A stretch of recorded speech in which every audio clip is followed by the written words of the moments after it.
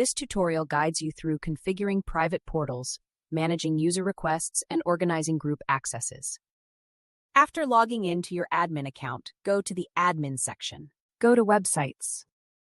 Click Edit Website to modify the selected website's settings. Go to the Private Portals section. Make sure to click the toggle on so that the Private Portal tab is enabled on your website. Make sure to fill in the text fields. Don't forget to translate all texts to the supported languages. Click Add Slide to include images or YouTube videos in your private portal. Click Save and Publish to make your changes live. Go to the Admin section again. Go to Private Portals. Click Add New Portal. Fill in the text fields by giving the portal an internal name and one visible to visitors on your website. Don't forget to translate the name visible on your website into each of the supported languages. Choose a responsible person for the portal. Check that the website service is correct. Click Continue to save your portal. Now that the portal has been created, you can go back to make some changes. Click on the portal. First, let's connect a specific group of customers to the portal. Navigate to the Groups section.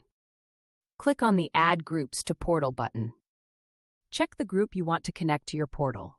You can choose from existing groups or create a new one. To learn how to do it, watch our tutorial on creating groups. Once you have chosen the right group, click Add. Click Update to confirm the selection.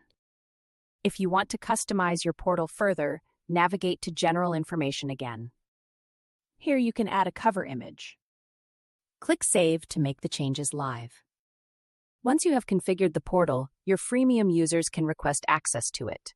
To see your pending access requests, go to CRM.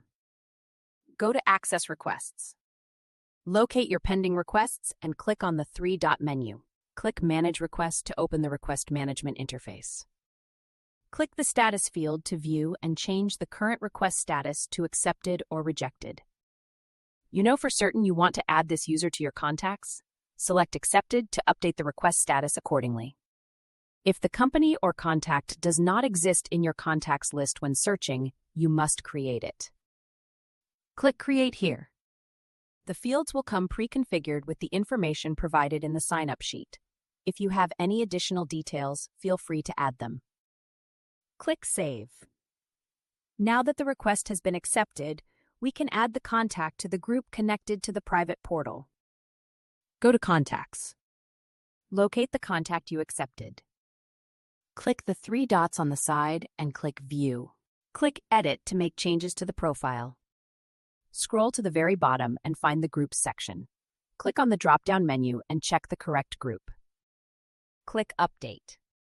Now you see the group connected to the personal details of the customer. You have successfully learned how to configure private portals, manage group accesses, and accept user requests. Thank you for watching.